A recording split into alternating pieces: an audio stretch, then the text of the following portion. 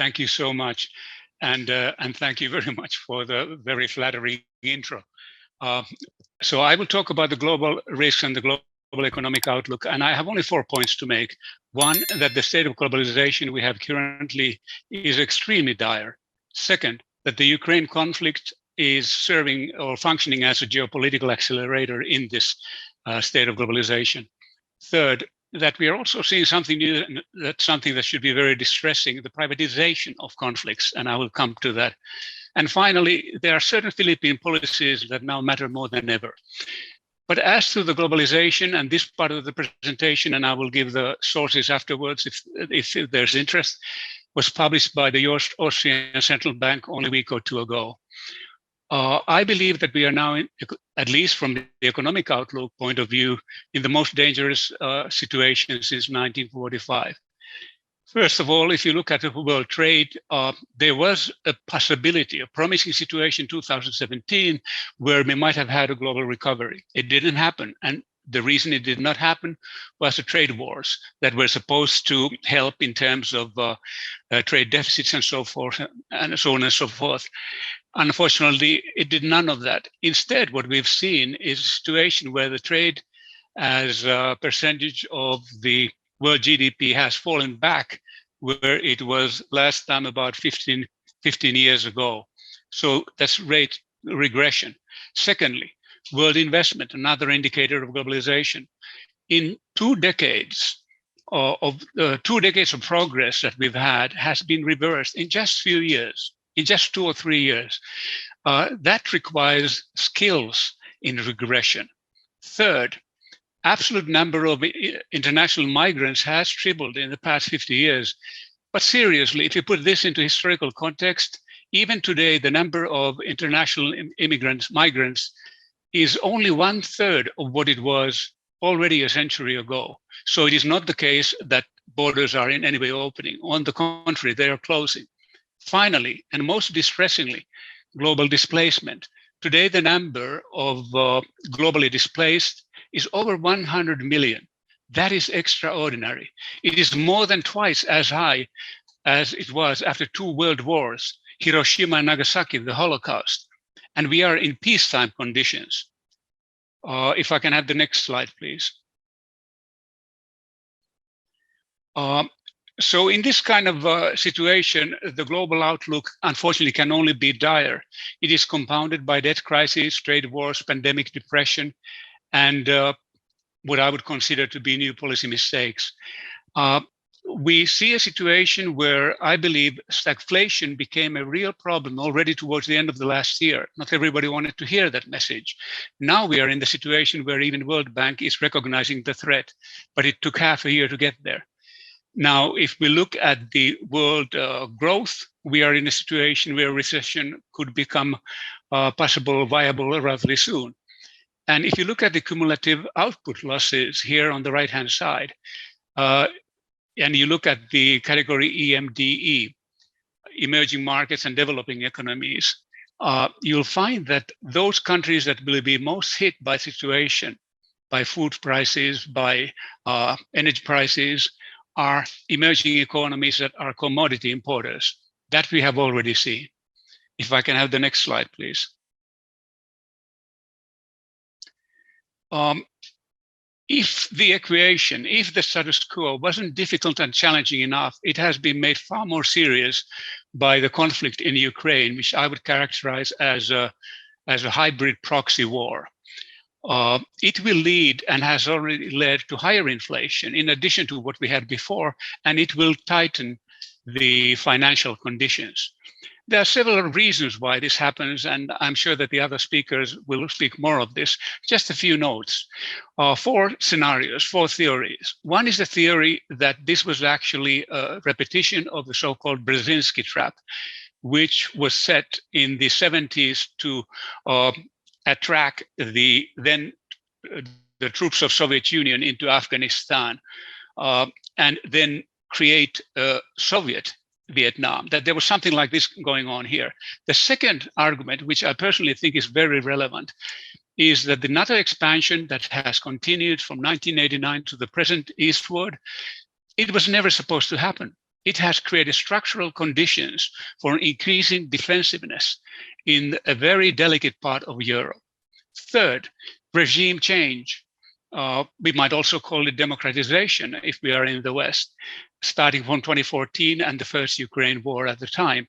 The very same actors that were present at the time, such as Victoria Nuland, who is now the second in command right behind Mr. Antony Blinken, and Blinken himself, Sullivan, and even Biden, the same actors that were active then are active now. Fourth, there was the famous or notorious RAND report from 2019 called The Overextending and Unbalancing Russia, which basically argued that by creating a conflict that provides sort of a platform to weaken Russia itself. So the real point is not really the war, it is the destabilization of Russia. That is a very serious game under this current circumstances. I also feel that we've seen several things as a result already. The net effects, misjudgments by Ukraine in terms of their hopes, what might have happened and what will happen next, in terms of NATO and US, in terms of how fast this conflict could be resolved in a way that would benefit the Western powers. And great disillusions on the part of European Union and European monetary area in the sense of this great ambitious faith to transition into more sustainable economy within months, which hasn't happened for almost 40, 50 years. And finally, on the part of Russia, I think that there was also a feeling that this would be a shorter operation overall, but it wasn't, and it isn't. It will be longer. And if you look at the left, here you have Ukraine 2014, Russia annexed Crimea in 2014, and here the present situation. I also want to add one point. There has been a lot of talk in Western media about how Russia's intentions really are far bigger, far more ambitious, go to Eastern Europe, go even to Baltic and Scandinavia. I think that Russia has limited its objectives very much to Ukraine, and I would be very surprised if anything else happens, except as a result of a major provocation by any part in the conflict. Next slide, if I may. Now, in terms of the economy and the policy mistakes I mentioned, here we have a situation of stagflationary risks. The US annual inflation rate was still in May 8.6%.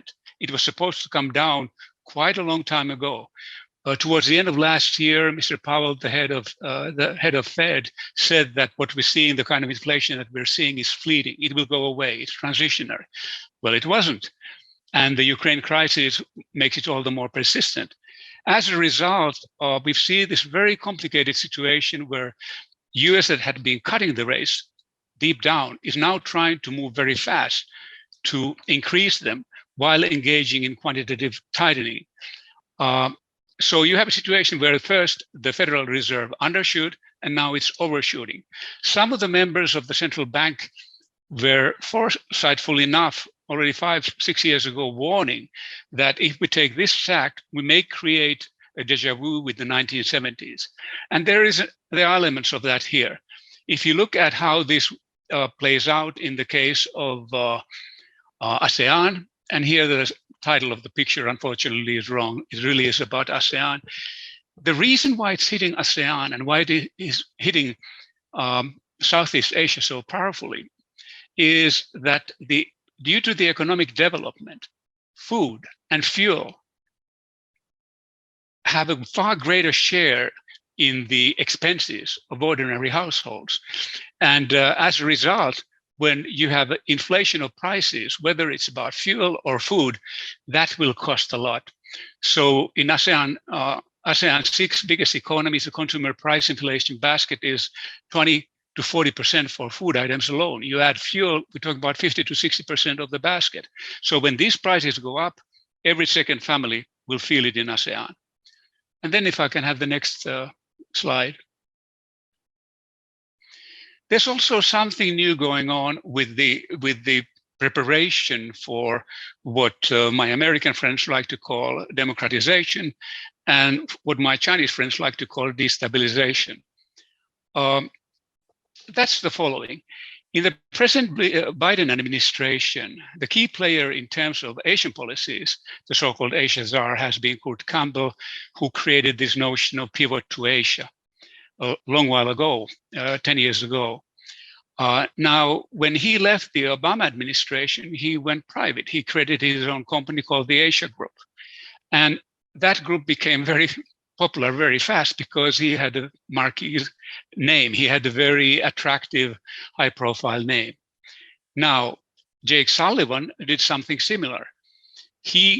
When Hillary Clinton's campaign failed, he left and joined a company called Macro Advisory Partners, in which the British intelligence chiefs have played a great role.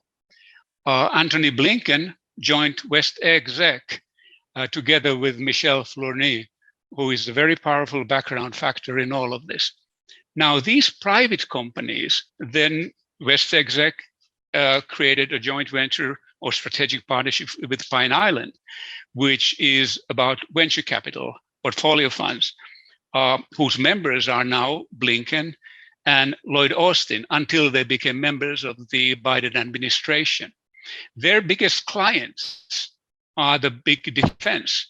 In other words, those defense contractors that are global by their operations and very large in terms of their market capitalization.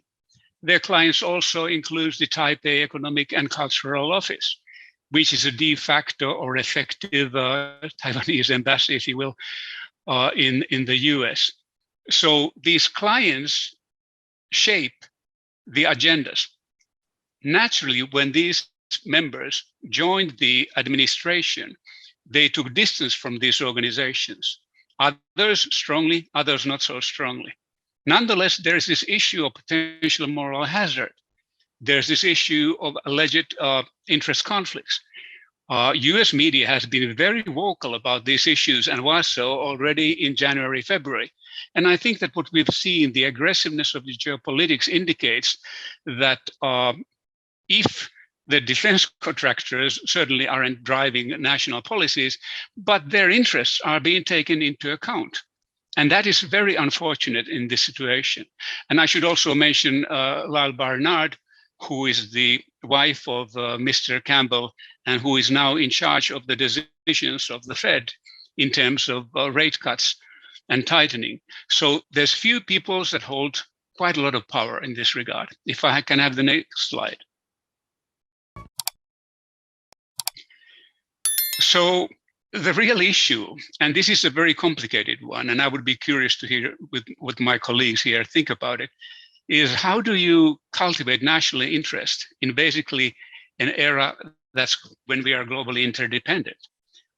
In these particular cases, when we talk about think tanks or administrations or defense contractors, it's one thing, but they have then parallels that reflect, I believe, in ASEAN. One example is the Strat-based ADR Institute for Strategic and International Studies, whose studies have been very intriguing and very interesting. And but when you look at the ownership relationships and the role of the key players, those who sponsor this particular institute, and the power that they hold in terms of their holding company, in terms of their ultimate Indonesian owner, I believe, and then all kinds of other subsidiaries that go from Metro Pacific, PLDT to Philex Mining, and that have then arms going to Maynilad, Meralco, and so on and so forth, and that own certain kind of media. It gets more problematic. By this, I am certainly not saying that there is a direct causal relationship that the owner determines the policies, but it's harder for those media to go against sometimes their owners. We've seen in the so-called big world how that happens. If Washington Post or its editors, its writers, or New York Times want to have a scoop, they might be told that, look, if you do this, it will limit our access to decision makers. It's a very difficult balancing act. And what makes the situation even more complex is that when you look at the ADR, some of its key executives are also part of a private company, Strat-based, which has links with Power Group Asia, which had links with US ASEAN Business Council, which is linked with a whole lot of other organizations, and ADR itself with the Asia Maritime Transparency Initiative, and CSIS, the Center for Strategic and International Studies, one of the most powerful US think tanks in this area. So the benign way of looking at this is to think that, well, these are great points of access. This way we can better understand what happens in the major economies, such as the United States, and thereby take into account their possible views in the region. The not so benign view is that this will limit strategic flexibility, and this will limit what people can do and say. If I can have the next slide, the second last one. I believe that if we have seen anything ever since the Great Recession, 2008 and 9, it is that national interest matters.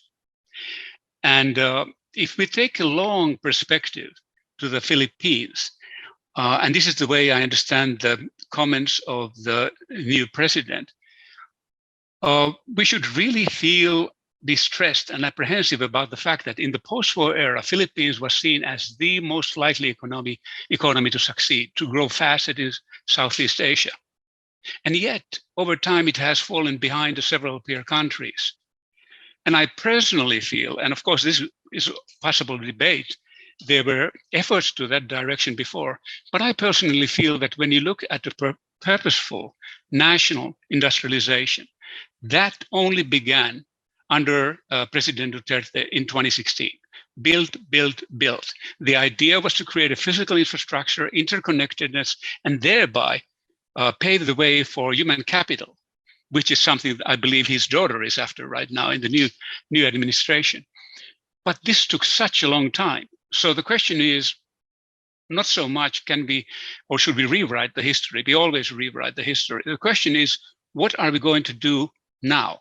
How are we going to move towards the future? And if we renounce our national interest or think that it only pertains to 1 to 10% of the nation, that is a serious mistake. And I think that many pre-Duterte administrations did that. If I can have this last slide. So independent foreign policy matters. And it matters a lot. And it matters far more than ever before currently. If you look at the BRICS and their development, my dear acquaintance Jim O'Neill, when he created the term, noticed something that then has become sort of an axiom, and that is that those countries that are successful in their economic development have a zero conflict principle. At one point, Turkey had it. At another point, China had it. It is very, very difficult to sustain it. I think that what is needed in Philippines is an independent foreign policy that primarily and paramountly looks at the Philippine national interest. And it should also be closely coordinated with ASEAN, partly because there are so many affinities, so many parallels with ASEAN, and partly because through ASEAN you have a greater voice in international policies. About 10 years ago, I had the pleasure to be in Singapore as a visiting scholar. And one of the many people I had also a privilege to meet was Tommy Koh. He was a key player in the creation of the platform of the constitution of the ASEAN. And he told me how whenever he would go to Europe, the Europeans would kind of jokingly chide him for not being integrated enough. And Koh would say that, look, well, in ASEAN, we are very diverse and we don't want to have a kind of a straitjacket. We want to have independence and unity, sovereignty and cooperation. And honestly, when you look at back 10 years, you can make a case for Tommy Koh. What we've seen in Europe is great difficulties when you can't devalue it in certain countries and you should revalue it in other countries. So here we have a situation where President Marcos Jr. wants to continue the Philippine special relationship with the US, but also hopes to find ways to resolve the conflicts with China. He has declared his support for independent foreign policy of his predecessor, former President Duterte. This is what we feel is best in the national interest, he said. He rejects the idea of aligning with just one country, saying you have to be friends to everyone. You don't want to be enemies with anyone. However, if you look at the right-hand side of the picture, And this is the reason why I wrote a piece for the World Financial Review. Some of the slides I've used here come from that. I happened to see this TV broadcast show by NBC News. Behind it was CNAS, the think tank that has been led by Michel Flournoy, and where Blinken has played a role, and so on and so forth. They prepared a scenario for US-China-Taiwan War 2027. And there you can see in the upper hand picture on the left, troops and countries are a bit like chips in a great chessboard.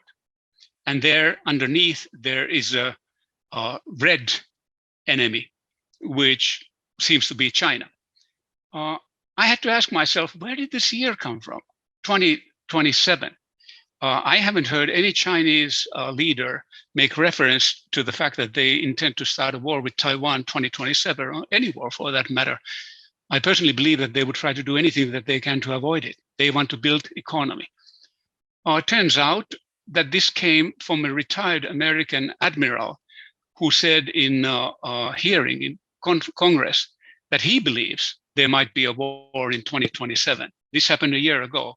And CNAS used this as a basis for this scenario. These kind of simulations are understandable, but they're frightening because they get us used to the idea of war. They get us adjusted to that idea so that when it happens, and if it ever happens, God forbid, we take it almost for granted. It was bound to happen, we say. Understand the implication. Look at the right-hand side slide, which is from the study by CNAS, the same think tank that I mentioned earlier, and I had the slide of those moral hazards. It has several areas in East and Southeast Asia that would be centers of conflict. Southern China, Eastern China, Japan, Korea, Taiwan, and also Philippines. You can't avoid it. And if we factor in the possibility of nuclearization, which has escalated for a year or two now because of the AUKUS alliance, it would be all the more prevalent. So I think that the fact that President Marcos Jr. now has dedicated himself for the independent foreign policy, which is the only way really to build that upper middle income economy he's after. And I think what would benefit the Filipinos the most. The only way to achieve this is through peace. Through peace, you create stability. Through stability, you create prosperity. Any conflict will undermine it. And then we might have a situation like in Ukraine. And that's to be avoided at any cost. Thank you. Thanks for watching. For more global insights from Integrated Development Studies Institute, subscribe, like, and share.